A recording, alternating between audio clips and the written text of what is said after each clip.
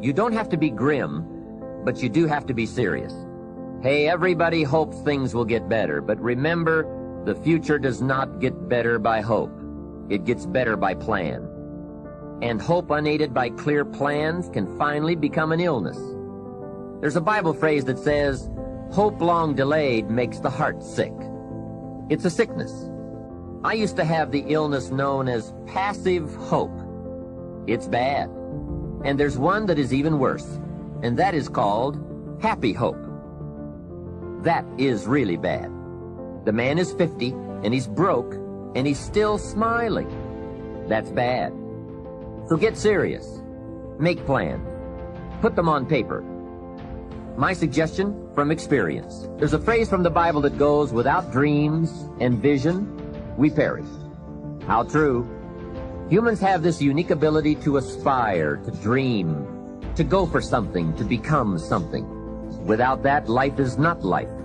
We must have dreams and never give up on our dreams. I'd like to share a few ways your use of time are affected by or influence the achievement of your goals. Have you ever thought that without some very clear written goals, you never even need to consider managing your time? Time essentials come from objectives well defined. Time can't be critical if objectives aren't defined. Now you might be one of those uniquely fortunate individuals who can keep all their objectives and purposes clearly defined in their minds and operate from that. But I wouldn't take the chance.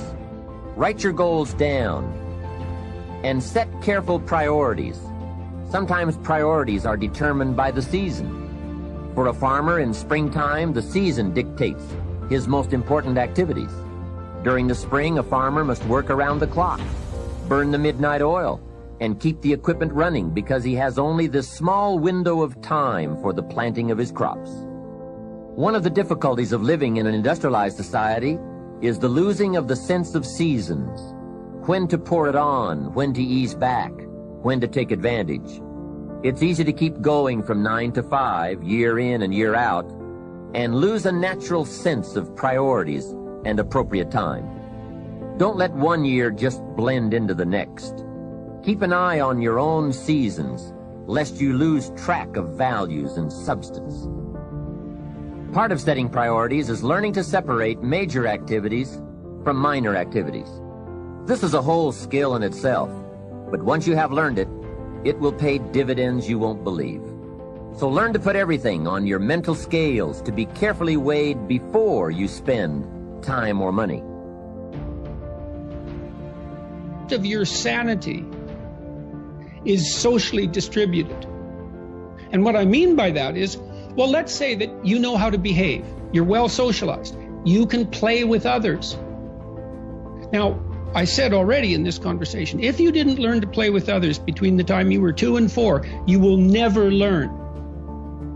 And psychologists have beat their heads against the wall trying to rehabilitate antisocial children. They can't do it after the age of 4. Is that because areas of the brain just don't develop?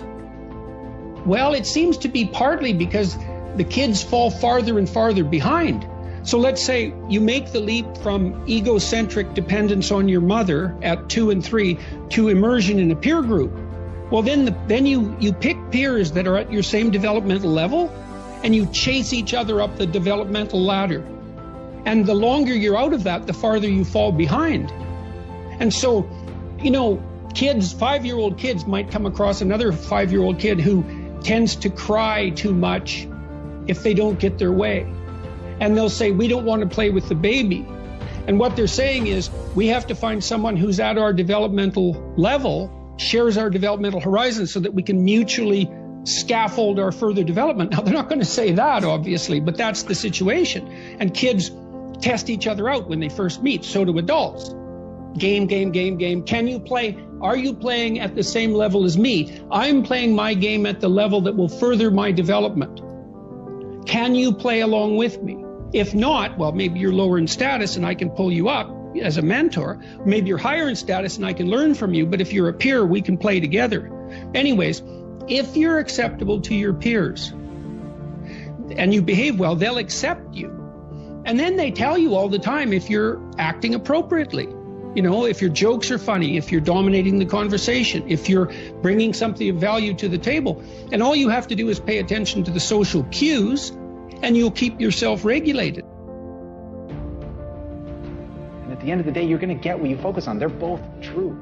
This is both the most amazing time that's ever happened, ever in recorded history. And yet real things that are terrifying are also happening. But where you put your energy, where you put your attention, where you put your focus is going to determine what you see. And that is the most fascinating and the most important thing you have to understand about the way that your mind works. You get what you focus on. If you focus on the things that are bad, they will become real. They will become exaggerated. They will begin to monopolize your thoughts. You'll see them everywhere. It's called the reticular activating system. Your mind is literally designed to pay attention to the things that you notice. Once you notice a certain car, you see it everywhere. Once you notice a certain dog, you see it everywhere. Once you hear a certain name for the first time, suddenly you realize that that name has been all around you this entire time. But now that you're focusing on it, now that you're looking for it, it is everywhere. So whatever you look for, it's going to be everywhere. If you look for the negative, it'll be there. But if you look for the positive, it will overwhelm you. When you manage something, you do so to keep it going. Well, you don't need to keep time going. You don't even need to watch it. You can be completely unaware of it. You can go to sleep. Doesn't matter. Time just continually moves. Doesn't need you. It doesn't need me. It just keeps moving. We don't need to do time management because there's nothing to manage. It's automatic. It continually moves. What we need to do is priority management. With the time that is continually slipping away from us, we need to manage our priorities to maximize the time we have. So don't manage your time, maximize your time. How?